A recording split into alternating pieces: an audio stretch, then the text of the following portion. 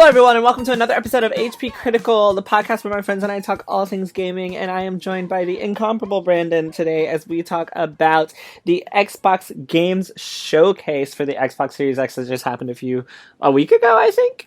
Was it? It was a few days ago at this point. Look at that. It's about to be a week. So we're going to talk all about the Xbox Game Showcase, the same way that we did for the PlayStation 5 presentation, in which, we got the PlayStation and a ton of games, the PS5 rather, and a ton of games that we can play. So the Xbox Games Showcase. Brandon, before I begin talking about what actually happened on the showcase, can you please tell me what happened on the pre-show? Sure. So Jeff Keighley on his Summer of Games thing, he ran like a little bit of a pre-show, about an hour. It was mostly him just talking like internet personalities about a few things. But there was two announcements of note, not strictly for Xbox. In fact, obviously because it's a pre-show for Xbox, obviously they are coming to Xbox, but they're coming, I think, pretty much everywhere. The first one of note was Dragon Quest XI Definitive Edition, which the Definitive Edition Dragon Quest was previously a Switch exclusive. But now the Definitive Edition, I guess they had a time exclusivity deal, Nintendo that is. So those games are now going to be coming to Xbox systems as well as PlayStation 4. So owners of those systems, I think PC as well, owners of those systems will now have access to all the content that they missed out that was not available in their version originally. All the cool little bonuses, which is cool for them, absolutely. But the second one that caught my attention, moreover, because this is a completely new game, is Ballon Wonderworld, which is a game that is Yuji Naka, formerly of Sega fame, has recently joined Square Enix, and he and his old pal Naoto Oshima, who now works at Arzest, they used to work together to make the Knights games, I think a few Sonic games as well, have gotten together and they're making this new adventure game called Ballon Wonderworld. Looks amazing. I absolutely love it because it's like a modern take on 3D platformers, and obviously coming out to Xbox systems, but it's literally coming everywhere. You can get it on Xbox One X, Series X, PlayStation 4 or 5, Switch, and Steam. So if this game looks interesting to you at all, get it whichever system you care for it for. And that's pretty much it as far as the pre-show. It was two pretty cool announcements. Happy that more people get to try Dragon Quest, and Ballon Wonder looks like it's going to be awesome. Yeah, I saw the reaction of Dragon Quest coming to everything else, and I was like, I understand that people aren't happy about this, but for one, this is actually probably one of the times that I'll pick a title on my PS4 over my Switch, just because I think Dragon Quest is really beautiful, and I think it's really big, and I think it's just a JRPG that I actually want to sit home and play on my TV. So this is one that I was actually excited that's coming to PS4, because I never bought the Switch version. Hopefully it's also on sale on PS4, because Switch sales are few and far between. Exactly. But anyway, so that was the pre-show, and then of course we got into the bread and butter and meat, I guess, of the Xbox Game Showcase. And the first thing we hear is that we're going to have that Xbox has 19 new studios acquired, and we were going to see games from about 15 of them. 15 of the 19, and of course the rest of them will be shown at a later time in the year, which, this is July. So if they're actually doing console releases in, November or September, or actually, November, we're assuming that's going to give them 4 months. So we got a 4-month time span to get more stuff from Xbox, more games, and, finally from both these companies, a price, so that we know what we're looking at.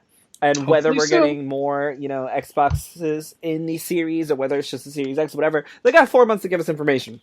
Yeah, so hopefully soon. Yes, not just the most important thing with involving the price and actual release date of the console, but they get some 4 months to advertise some games, especially if some of those games are also coming at launch. Don't know if they all are, but if they are coming at launch, they're running out of time. They're running out of time if they're coming out at launch. They're gonna have to pull a Nintendo and announce it right before. Exactly, and Nintendo, like what they did with Paper Mario: The Origami King, that got announced literally 2 months before the game came out. Which 2 months I think is 2 months is nice. It's enough time to advertise a game, and then not a big turnaround time so people can actually get it. Anything less than that, I think, is too much. Like if you're later than 2 months, then you might as well just be like, announce it, it's out now. Yeah. That's my I completely agree. Completely agree. Yeah. So let's get into it. I'm going to go over all the games that were shown during the Xbox Game Showcase. The first one was Halo Infinite. And of course, we have the infamous meme at this point from Halo Infinite, and let me say, I love it. I love all the memes that are coming out from Halo Infinite. And I think that people have been a little unfair. And I know this is me coming as a PlayStation head, but I think people have been a little unfair to Halo Infinite. I think it looked really good. You know, I thought so too. it might be the TV that I'm watching it on. I don't know. It might be like my connection. I don't know, but it looked really good to me. I It actually looked was really good like, I too. will play this game. I think so too. Like like as far as my personal Halo expertise, I've never personally owned it, excluding the Xbox One S, which I bought because it was like super cheap. I have never really owned an Xbox system. All of my Halo gameplay has come from playing it at like friends' house and such, and Yeah. obviously most of that, the bulk of that was like multiplayer and such. But I had a lot of fun with the Halo series over the years, and honestly, this gameplay trailer which they were showing, where where Chief was doing his thing, it felt the most like classic Halo in a while, and I think that's actually to its benefit because Yeah. I know a lot of people, including our very own Marissa, has a lot of people like the Halo series has like lost a lot of people, especially after 4 or 5, because 343 Industries, to their credit, are doing the best they can to try to recapture the magic that Bungie had with the Halo series, but clearly it's not working for everyone. A lot of people didn't like Halo 4. Halo 5 was mixed, but Infinite, I mean, just based on my limited Halo expert knowledge, looks like it's going to be a return to form. And so graphics aside, a lot of people do seem excited for it. So I hope it turns out exactly the way they want it to. I obviously I don't think I've ever played a Halo game that I can remember, but I do know what it looks like, kind of, just from seeing other people play, and I think the art style really lends to that whole Halo effect, like the Halo look of what Halo is, and I think it really, really works. So I do think that that game definitely is getting more hate than it deserves, but please bring on more memes because that shit is great. Please. Next up was State of Decay 3. I played State of Decay. I also played State of Decay 2. I was super excited for the co-op. There wasn't enough in this preview to even have me talk about State of Decay 3, Yeah, it's really. just literally Like, I don't need, I like don't know, creepy because I don't know what ass it's gonna look zombie like. deer, which is scary. Yeah, like great cinematic trailer. Then there was Everwild from Rare, which is definitely, there are a few games that I want to play out of this showcase. That is definitely near the top of the list. Same here, and they haven't even shown gameplay. I know. I hope the gameplay ain't trash, I completely or to agree. give it credit, I hope the gameplay looks like something I actually want to, Mhm. play, because god damn, those visuals look great, man. I am in love with that art style. Everything about this game looks really good. I have high hopes for Rare. Of course, they personally disappointed me with Sea of Thieves. It wasn't my jam, even though I was super excited for it. Did you ever play Sea of Thieves? I know it's off topic. Did you ever play it on your Series It's X? it's funny. I have it because the Xbox One S that I got had gave me a code for Sea of Thieves. It's installed in my Xbox. I just haven't touched it yet because it's not that I'm not interested in playing it. It's just I'm not interested in playing it. Ah, Like there we go. like it's like I think it could be fun. It's just it's a big multiplayer type of game, Yeah, and it's not fun if I alone. have someone to play with, I'll do a multiplayer game. But I'm not the kind of person that will go into like a big multiplayer game if I don't know anybody personally with it. Like I'm more, if I'm gonna play a multiplayer game, I'd rather play with friends than with strangers. Yeah, let me Otherwise, I'd rather just say, play a single player but I think game. it's great that the PlayStation guy and the Nintendo guy are doing an Xbox showcase podcast. I think this is great, Yeah, this is and great. I feel like we should at some point probably play some Sea of Thieves together. You know what, we should. I We think give a it'd more be fair interesting. assumption on the Sea of Thieves game Yeah. and see how it ticks. So Everwild, I'm super super excited for, and then next up was Don't Nods Tell Me Why, which is going to be in chapters, which we kind of know them for, and it's going to be Yep. available August 27th. And shout out to Erica Limbeck because Jesse's in there voicing the main character. Well, the Love female Erica main Limbeck. character. She's awesome. It's freaking amazing. She's great. So next up was Ori and the Will of the Wisps coming to Xbox Series X at like higher frame rate, and I'm okay. Yay. Continues to look beautiful. That's all I can really say about that. Yeah. Then we had the Outer Wilds Peril on Gorgon coming out September 9th. I did not That's personally play the Outer Wilds, but I Outer know people Worlds. loved Worlds. Oh, excuse me. Oh my Yeah. God, yes, the Outer Don't worry, it's Worlds. an easy mistake to make. I Like did this so much when it came I out. I did it too. Like when we were doing the live tweets for this presentation, I put, "Hey, DLC for the Outer Wilds coming," and it was like, "Shit, I gotta fix this." So I Yeah. deleted the Yes. tweet and just put Outer Worlds. It's Yes. such a common mistake, man. The But Outer Worlds. Worlds is a dope game. I haven't played it myself, but I'm going to at some point because it has a lot of stuff I like. And when we get to another announcement, I have something else to say, but continue for now. Yeah, I mean, I've heard really, really great things about this one, but it's also one that I'm probably going to pass on. There was Grounded from Obsidian Entertainment coming out July 28th. I thought it was super duper cute. I think it's gonna be fun to play with friends. It looks like a cute little like Nintendo title coming to Xbox, so that one's really interesting. Probably one that I won't play, but still. Obsidian also showed Avowed. And that's what I want to talk about actually. Avowed looks pretty cool, and there's a certain tweet that I saw online that I think epitomizes both the Outer Worlds and Avowed. It's Obsidian continuing to do a better version of something that Bethesda had already done. Yeah, Like a lot of people like Outer Fallout Worlds back in the is day. Fallout, 3 was yeah. the one that everyone talks about, but then everyone agrees that Outer Worlds is just a better Fallout. Yep. And then now Avowed looks like better Skyrim. Like, I don't know if Avowed is for me personally, but I will say it looks impressive, and if I was to play 1 or 2, I'd much rather play Avowed, because that shit looks clean. Obsidian is a really smart studio purchase by Microsoft. Absolutely, 'cause they make some great RPGs. Like, I've played a few Obsidian RPGs, and they're quality. They're very much quality. Yep. So next up was As Dusk Falls. This one, it was one of the ones that I'm also really interested in by Interior Nights. Interior Night, rather. What did you think of this one? I'm just curious. Before I go into why I like the it. story, the story element of it looks interesting. I definitely got some I like the way it looks. Like the art style is interesting. Yeah. Like where it's kind of like almost motion comic like.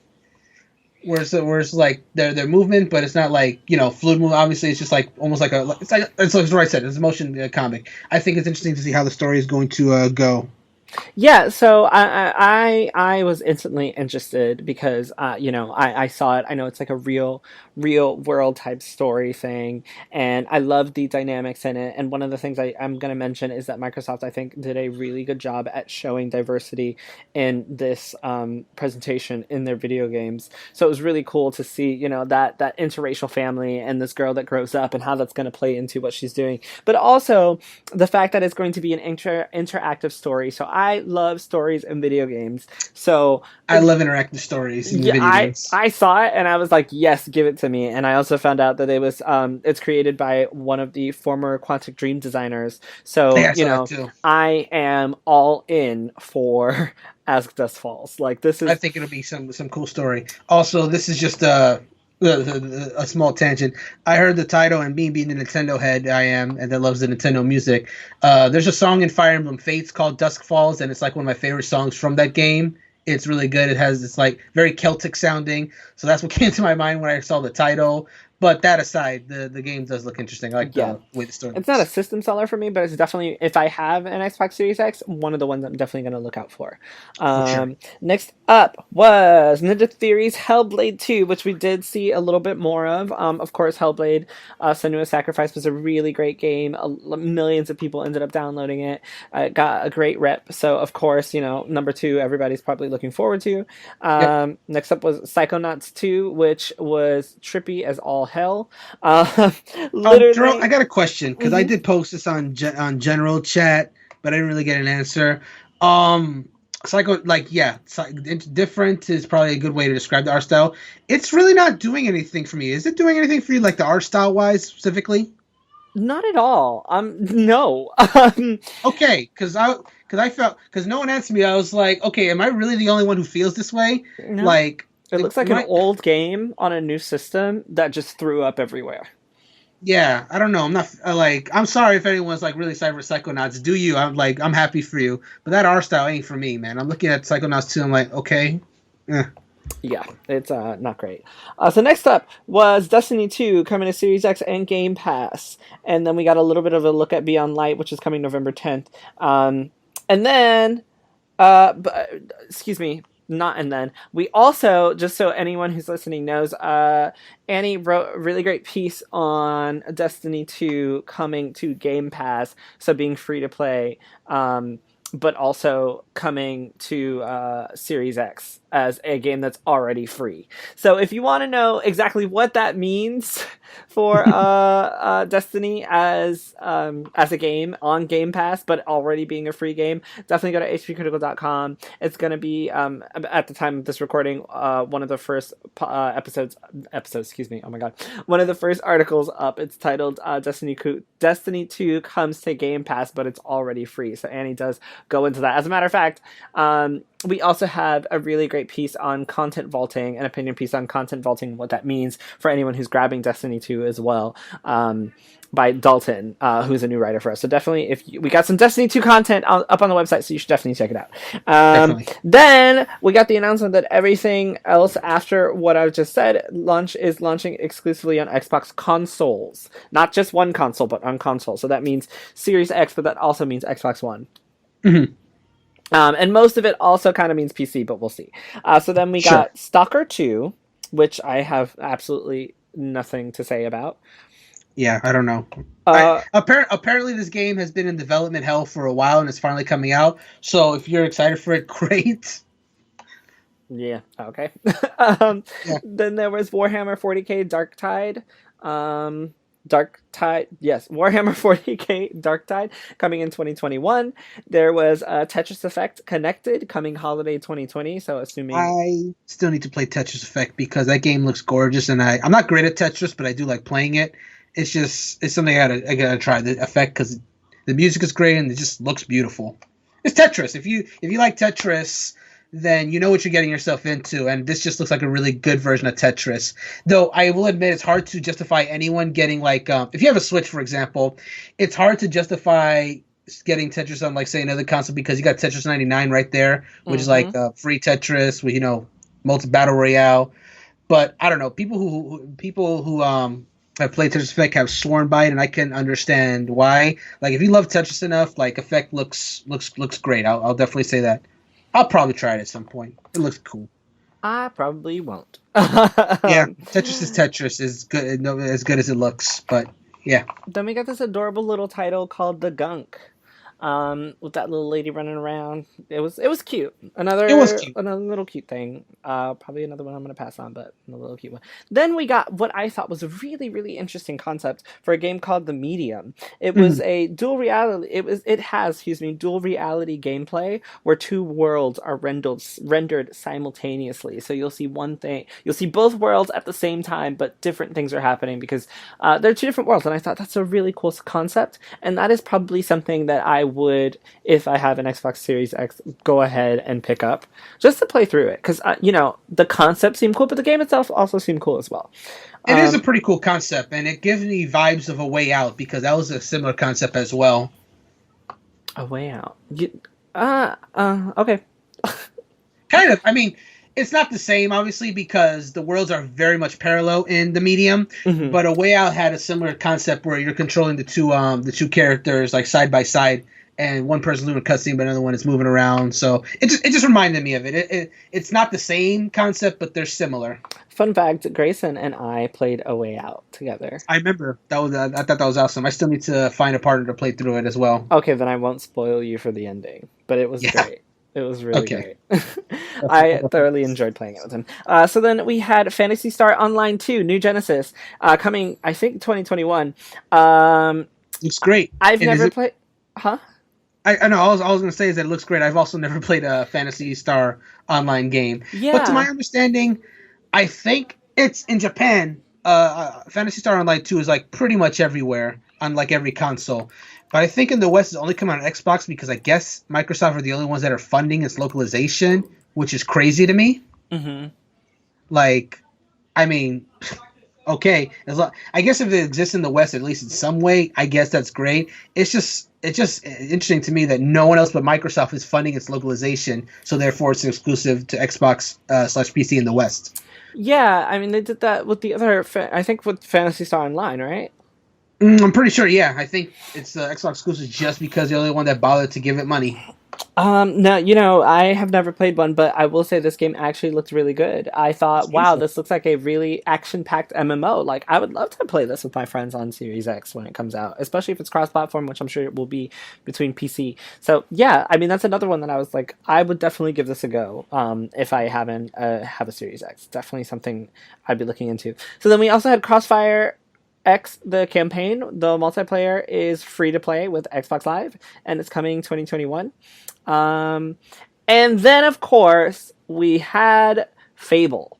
We saw nothing of it except for a cute little animation that was pretty funny with the fairy that gets eaten by the toad, and a Poor little fairy. voiceover. So we still don't know exactly what's going to happen. I've heard rumors. I don't know if this is true that it's going to be an MMO. We'll see.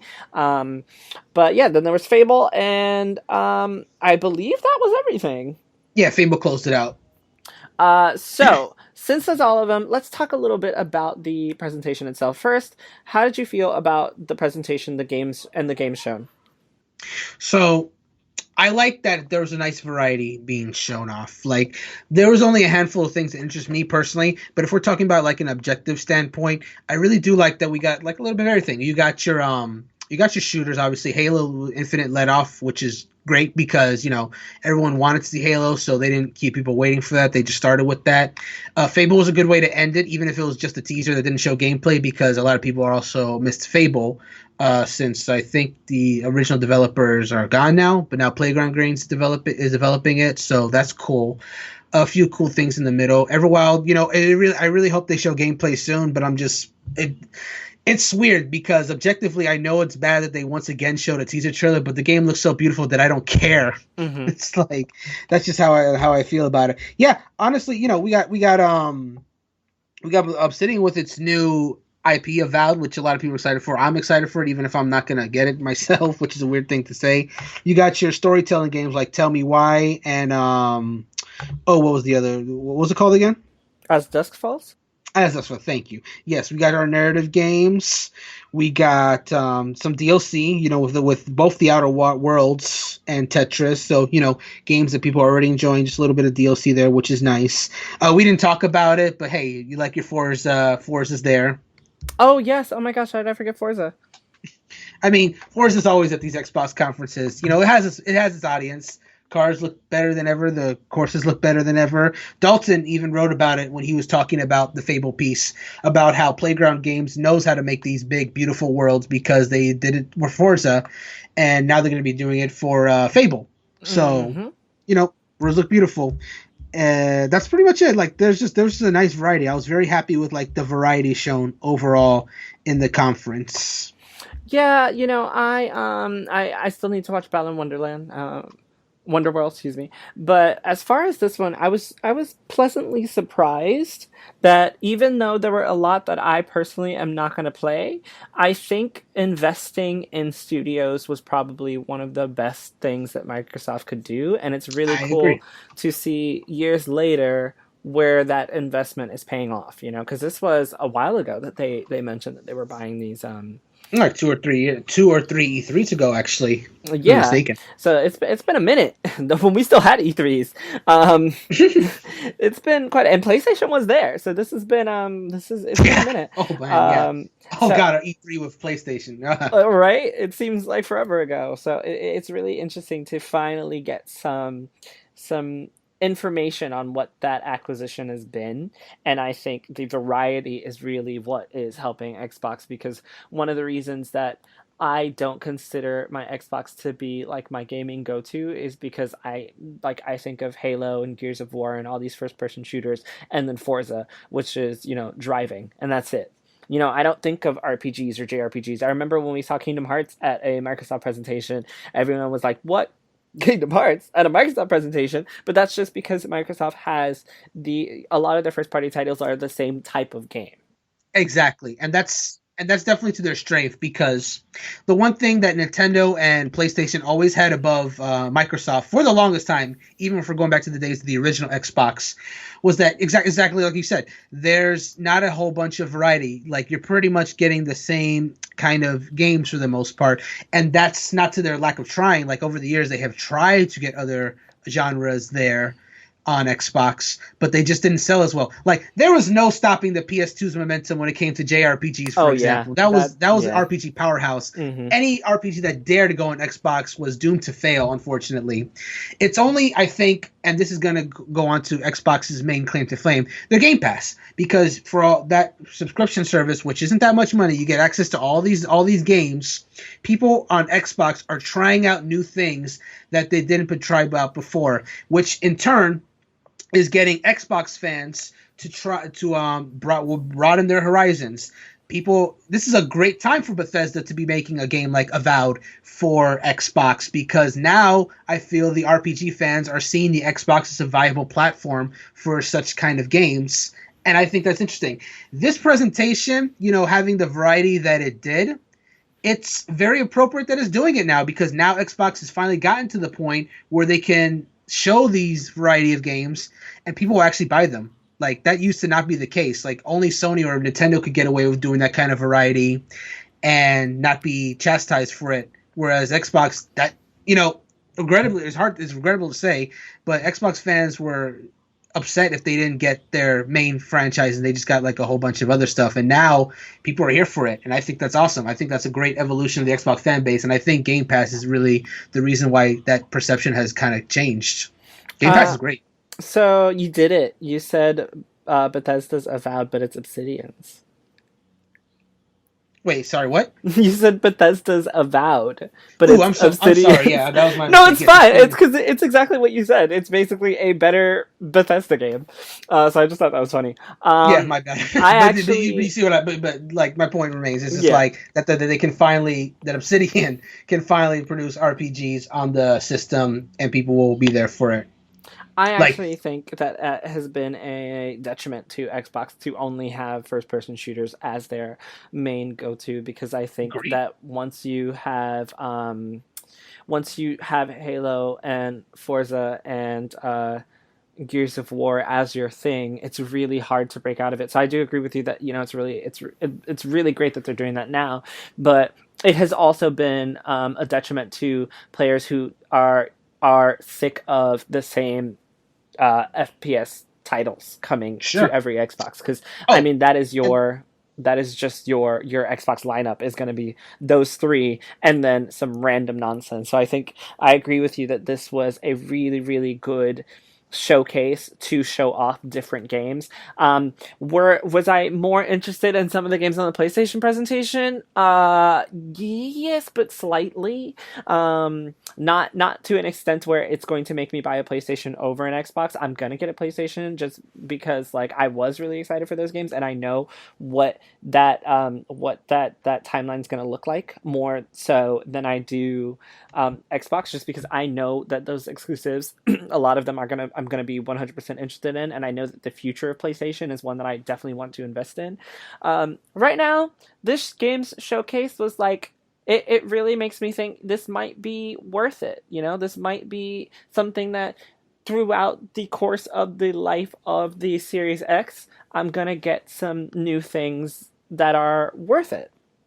I think it's a cool, again, going back to Game Pass, I think it's a nice circle, because when they originally put out Game Pass, a lot of their selling points was these maybe a few of these older games, obviously they're big first party franchises, but now that the variety is starting to come in and people are trying to start more games, that has in turn inspired them to make more games so that the Game Pass is more worth it to consumers, and it's a nice little circle. It's not like where with the PlayStation Vita, for example, where that came out and a few games came out for the launch of the Vita, and Sony was like, well, if it we'll produce more games for it once the current games we have sold. It's like a circle that was just going to kill itself, because you're not supporting it, but then you're waiting for the games to sell. They were waiting for support that didn't come because they didn't support it themselves, if that makes any sense.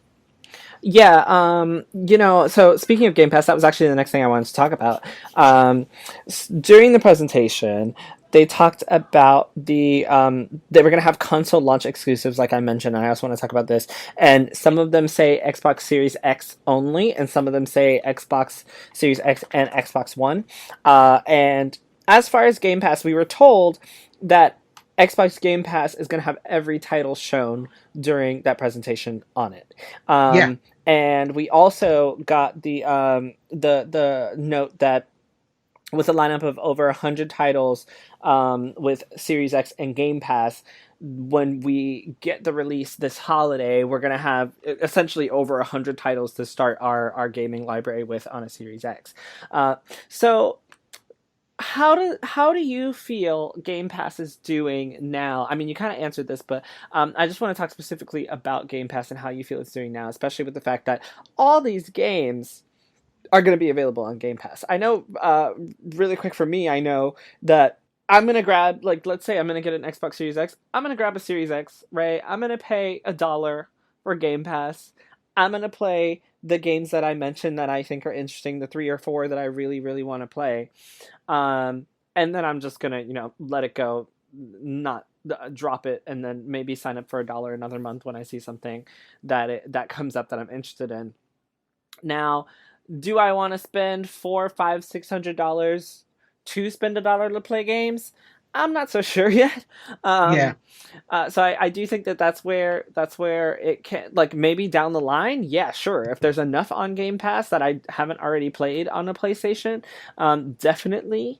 But I still think it's really, really great to have over 20 titles shown today on Game Pass. Like Fable is going to be on Game Pass. Hellblade 2 is going to be on Game Pass. As Dusk Falls, Everwild, Halo Infinite. All these games that I'm actually interested in are gonna be available for a cheap amount, and I think that's really, really good. But the other thing is that they're playable anywhere.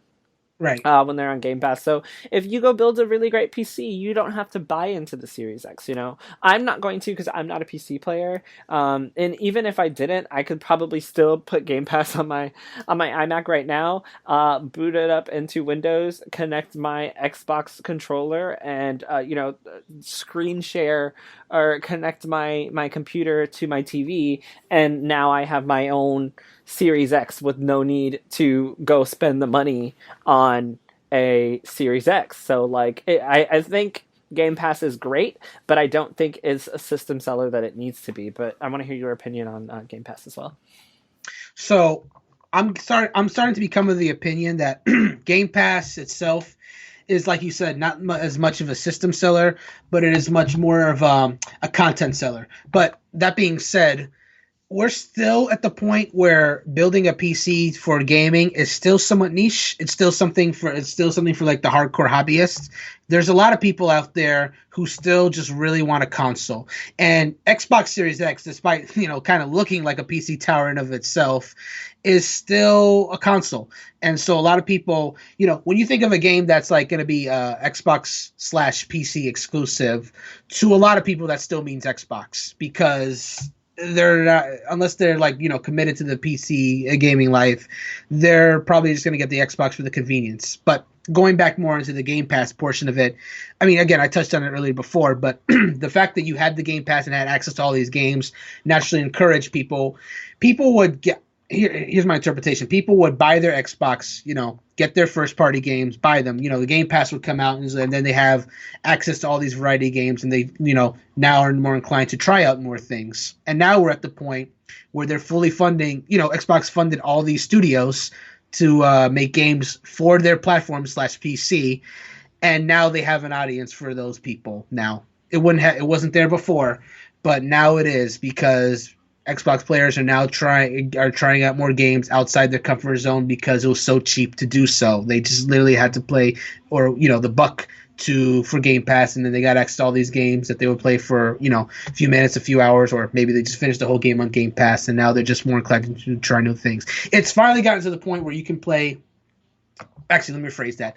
Game Pass has always been a good value, but the value is only going to keep going higher because now there's more variety of games to play on the service. It's a very pro-consumer thing, and I think it's just going to get better. Game Pass, I think, has become Microsoft's main selling point, less so maybe even the console itself, though I think a lot of people will buy the console for Game Pass because it's just a damn good value, honestly. If you had to choose between one or the other, Series X or PC, I think more people will go to Series X because we don't know the price. but I'm assuming it's going to be at least minimum $500. That's still significantly cheaper than building some like really high-end PC that could run these games at the same quality the Series X could, if not better.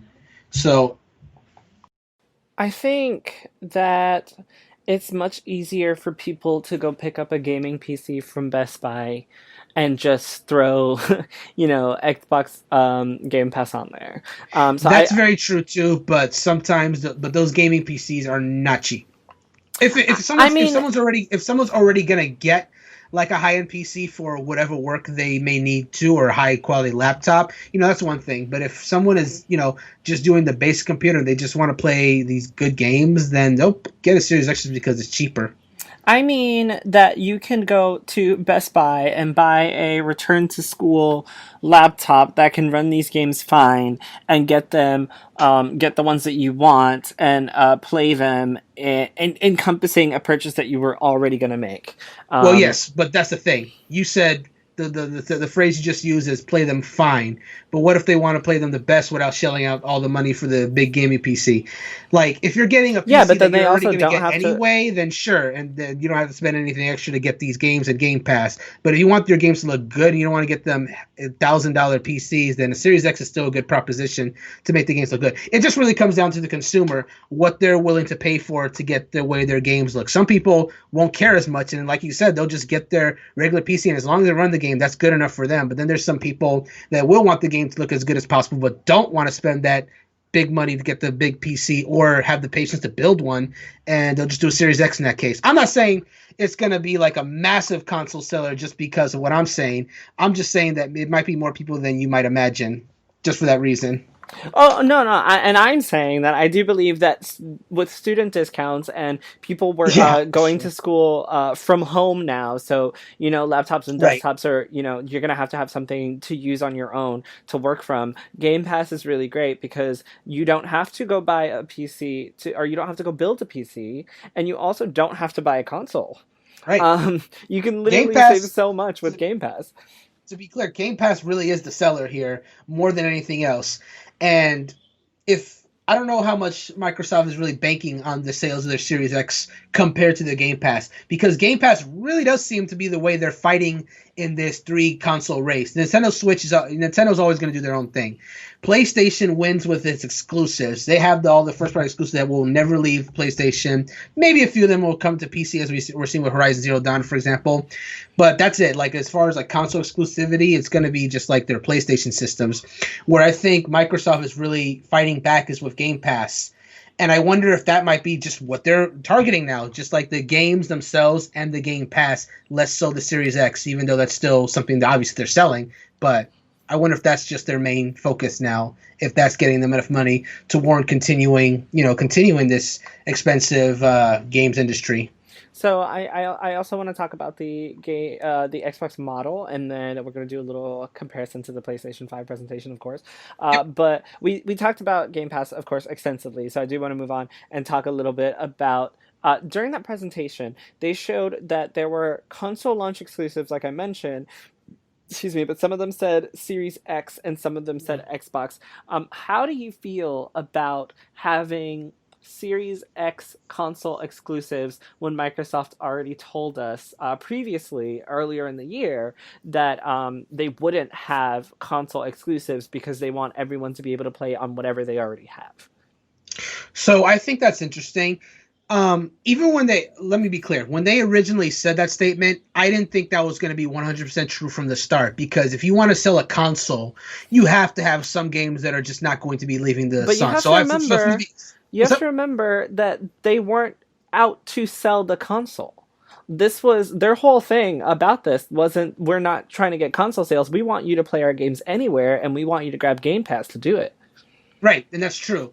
But at the same time, they're not going to put all this money to make a console and not want and have nobody want to get it. Well, so I knew there was going to be one or two. But then it's also what you said. Like, it's uncharacteristically cynical of me to say, but I just honestly didn't believe that they wouldn't do anything to like push their console as hard as it did.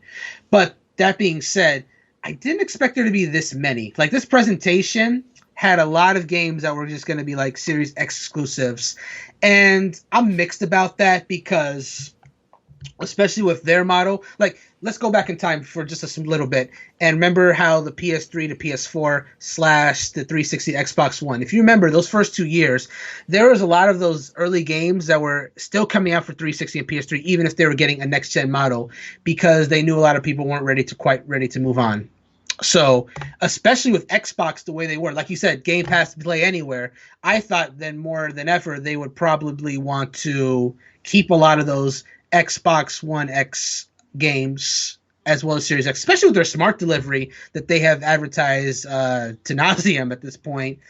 But so yeah, you're right. It does surprise me that there's a lot more Series X games that are just going to be Series X games, slash PC. Obviously, that's always there, but that are just Series X games and not having an Xbox One version.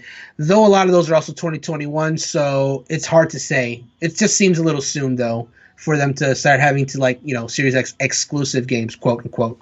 I think that's such an interesting conversation because obviously on the other side of the spectrum, PlayStation 5 has games that you're only going to be able to play on PlayStation 5, and that's a really big selling point. Yeah, You it's can weird. only play these games on PS5. It's odd that both of these guys are doing this, are not like, it's like this system, both systems, like the games are looking better, no doubt, but it's not a huge graphical increase that that they're expecting everybody to jump into them immediately, especially in our current situation of the world.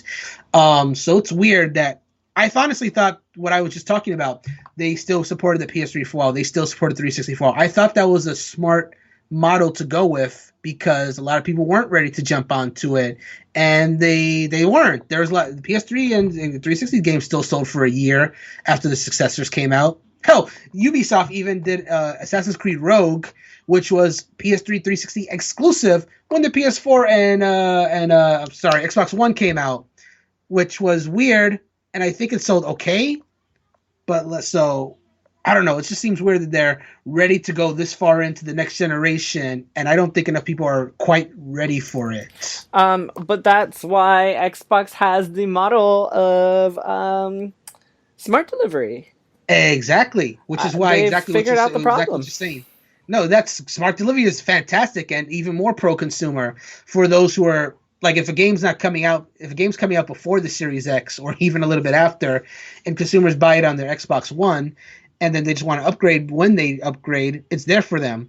So it's weird that there's so many games where that won't even be an option because it's only on Series X, unless that's something they're not advertising. But I don't know why they wouldn't. And I think it's very interesting that you said that they were advertising smart delivery to nauseam, because you know who's not doing that. And now I kind of want to go into the Xbox and PlayStation presentation comparisons. PlayStation is not doing that, but there are titles in which you can purchase on PS4 and get for free on PS5. Now some of them you have Yeah. to do extra stuff, but definitely PlayStation has the same thing. They're not digging and writing into it as much as Xbox. They're going the route of, we want you to buy this, you can only play these games on it, whereas Xbox is like, well, no, you can play these games on what you already have, but if you do buy this, you can still play them for free with an upgrade for the best visuals. And both companies are doing it. One company is really diving into it, the other company is really diving into, hey, buy this new thing, it's big, it's shiny, it's white, it's beautiful, it looks different, we've never seen a console that looks like this.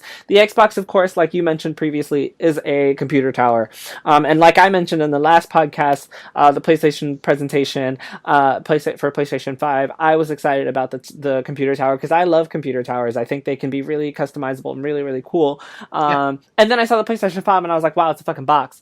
Like, Mhm. not the PlayStation, the Xbox. Like, wow, the PlayStation is now a box. Like, that really changed my perception of next gen, seeing what the PlayStation looks like and seeing the lineup of accessories that come along with the PlayStation, whereas we've only seen the Xbox controller next to the Xbox. And it is it the same controller as the 360? I mean, as the at one? Series X. Yeah. Is it They're the very same exact similar. I don't controller? think there's that much of a difference. Yeah. See, there's not much revolution on Xbox's side, whereas PlayStation is changing the entire game for their new generation, kind of like how Nintendo changed the entire game with the Switch for their new generation. Yeah. Um, so let's talk a bit about. We got like 15 minutes left. Let's talk a bit about a comparison between the two. I know for me, PlayStation definitely blew it out of the park. I think they had the right amount. I think the pacing was really, really well. I agree. I think they had the right amount of games shown with developers, and they spent more time on showing us actual gameplay for their games than Yeah, that was very good. Xbox did. I know that a Yes. lot of the ones that I mentioned, and we kind of talked about this as well. Like I know State of Decay, there was no gameplay. Everwild, there was no gameplay. Fable, there was no gameplay. There were a lot of games that we didn't see any gameplay for, whereas PS5 was like, this is this game running specifically on a PlayStation 5. Here's gameplay of it, and sometimes here's a date for it. If you don't like that one, here's another one. So I do think that PlayStation definitely outdid Xbox in that. It seems like one of them is very ready for next gen, while the other one is still trying to figure out what they want to do with next gen. It doesn't help that neither one of them have told us a price, but even on PlayStation side, we have the digital edition and we have the regular edition. Xbox Series X, so far we just have Xbox Series X. We haven't heard about a digital. We haven't heard anything else really. We've seen a controller. We don't know what a headset's going to look like. We don't know what that ecosystem is going to look like. I think PlayStation is doing a really good job at doing what, the Apple ecosystem, where if you're a part of it, you kind of just get everything that goes along with it, because you know that everything is going to work seamlessly and connect and work well together. Even the controller, I know so much more about the PlayStation 5 controller than I want to know. And I know exactly what it's going to do. I know about the haptic feedback. I love that the light bar is still there. I know that it looks different. I know what it looks like compared to the PS4.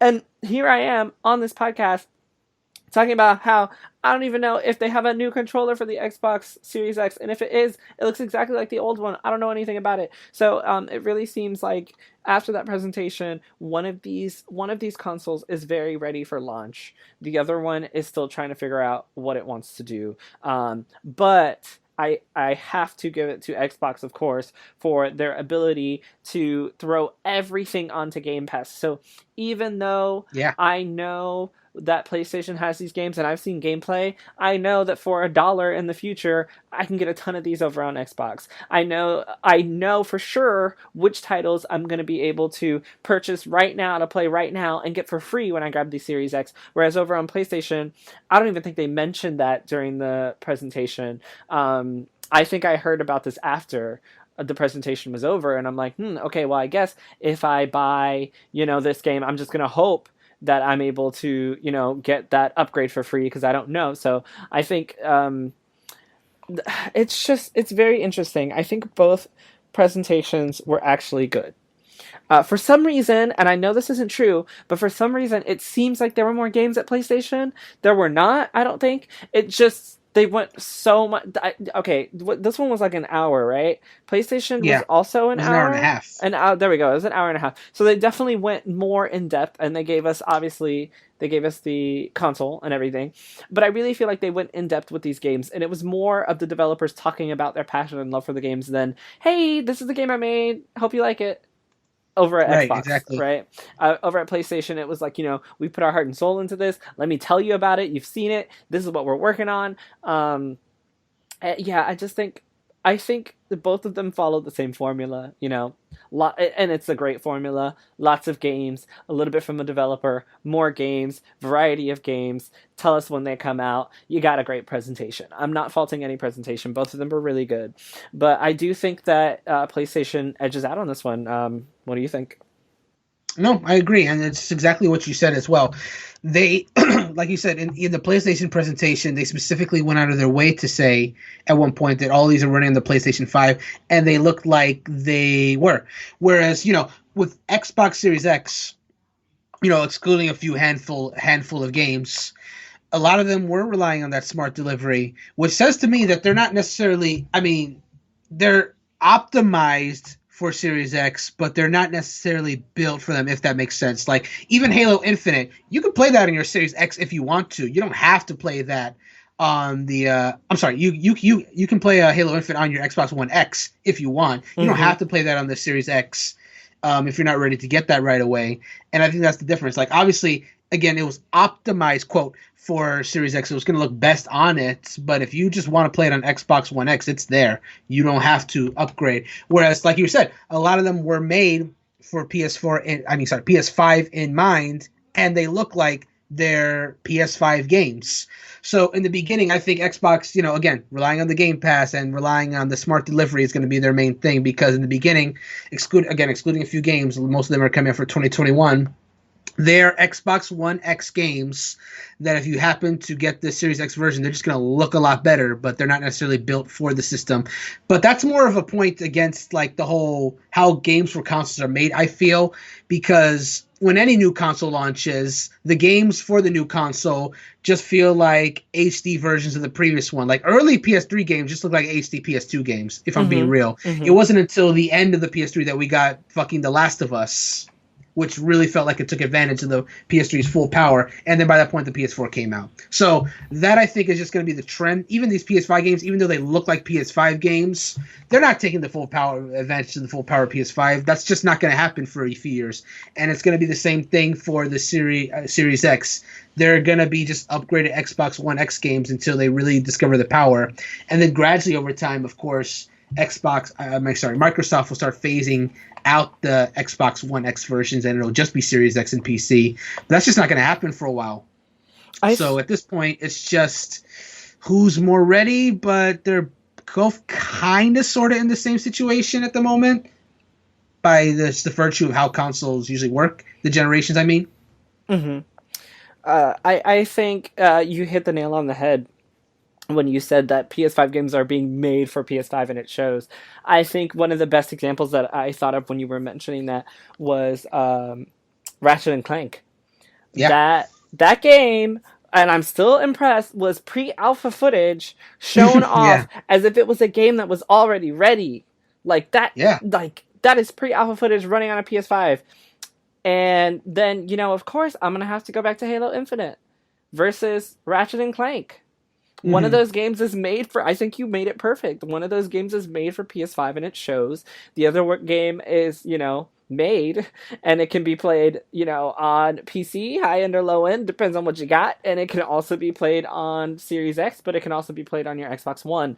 And I think it has the, I'm going to call it the World of Warcraft syndrome, in which they keep WoW as the graphics. I know what you're getting at. It was the same thing that Final Fantasy 14 was suffering for a while until they discontinued the PS3 version. Yes.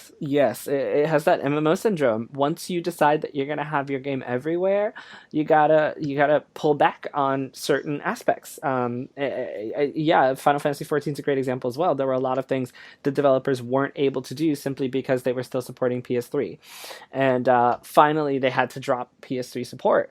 But of course, it helps things move on. WoW still can be run on trash computers, no offense to anyone, but WoW can still be run on, really basic computers. And is that a detriment to the way the game is developed sometimes? 100%. Can Halo Infinite look like pre-alpha footage of Ratchet and Clank and still keep its aesthetic? Of course. Will it? Probably not, because it has to play on everything, because that's what they're deciding to do. So developers are going to have to think about that before they continue. So thank you for bringing. I never even thought of that, but 100% you're correct. Like that's exactly what it is. One of these is specifically optimized for PS5, and I think that's why in the end, PS5 is going to have the edge, because all of these exclusives are going to be made specifically for the PS5. And even now, of course, there are going to be the exclusives for the Series X that we were told we weren't going to have, that apparently now we are having. Right. I wonder, I'm sorry, I don't mean to cut you off, but I wonder if those Series X exclusive games, the ones that are specifically coming out for next year, do you think there's any possibility that was done as a response, that they saw PlayStation's presentation, it's like, oh wow, they're really ready to go, and maybe we should commit a little harder? No, I'm gonna say no, because I think it was too late. True. But also because I think they're still coming to PC.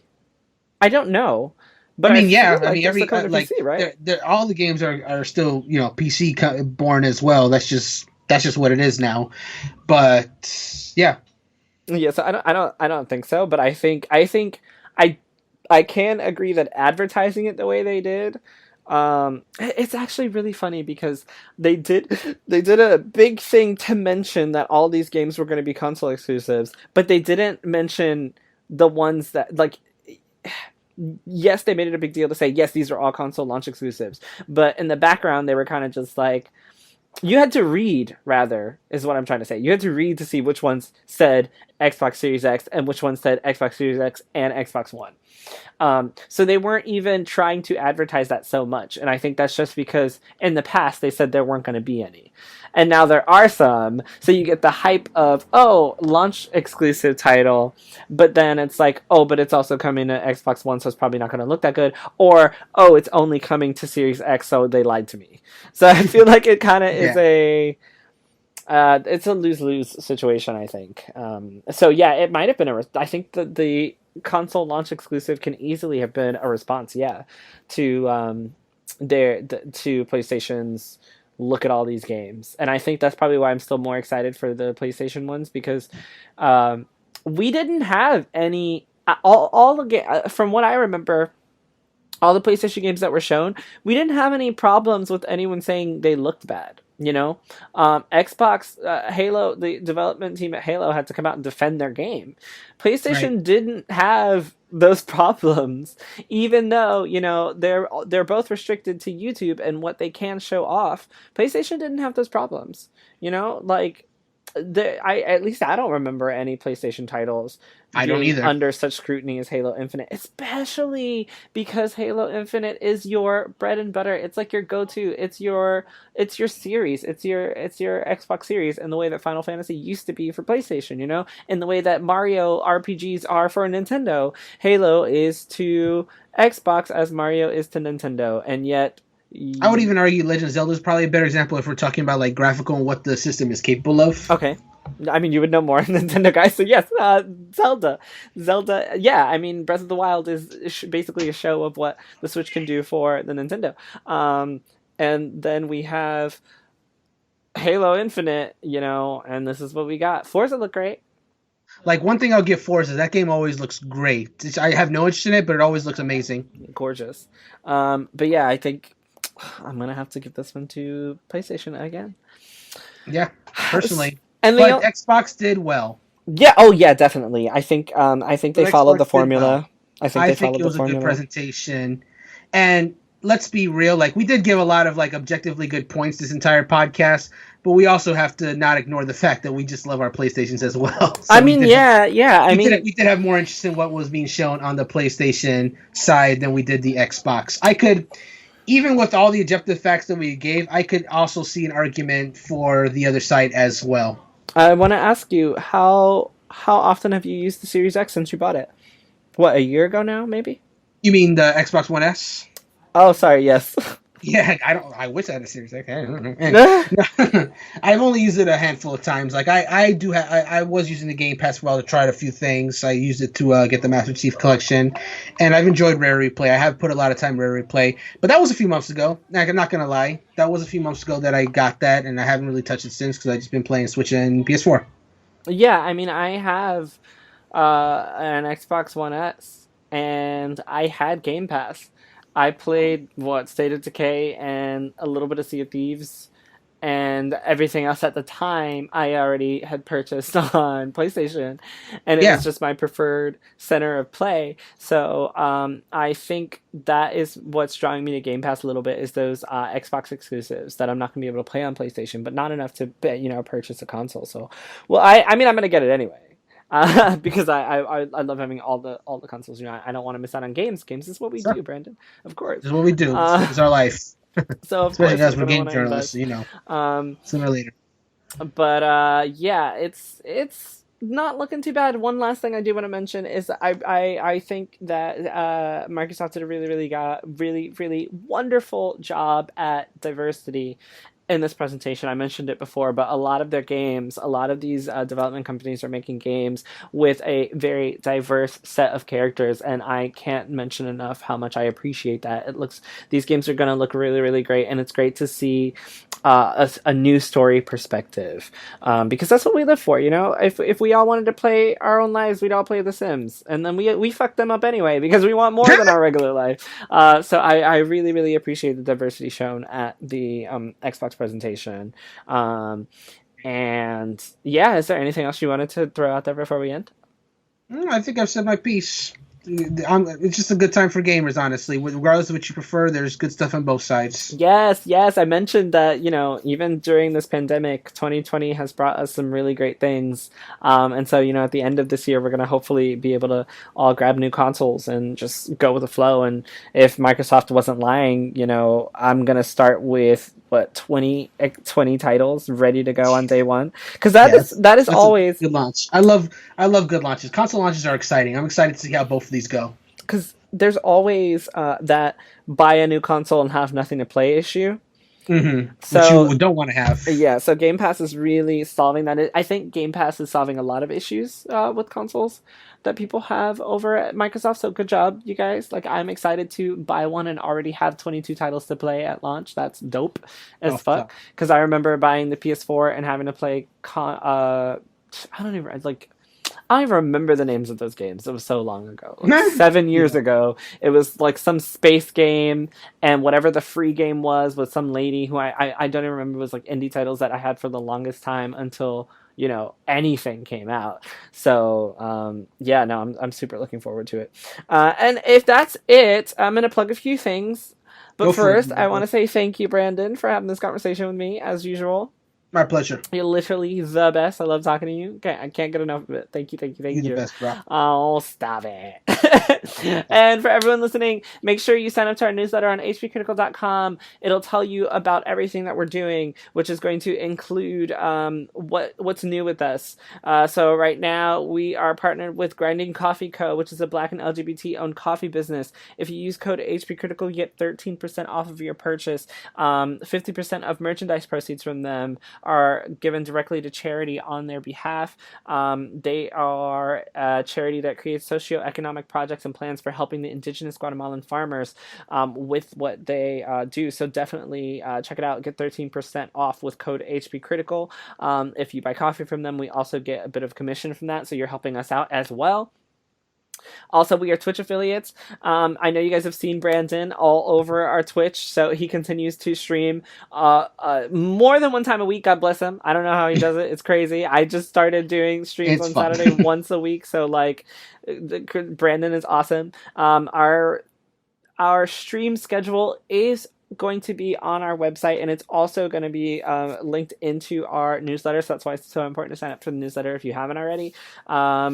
We are Twitch affiliates, so you can also subscribe with Twitch Prime if you'd like to help us out as well in that area. And because we are Twitch affiliates, that does mean that everything is uploaded to YouTube a little bit later, and that does mean for tournaments they're going to be also placed on YouTube later. They're not going to be streamed on both at the moment, but that extra revenue from being Twitch affiliates does help us out. So thank you for everyone who's subscribed there.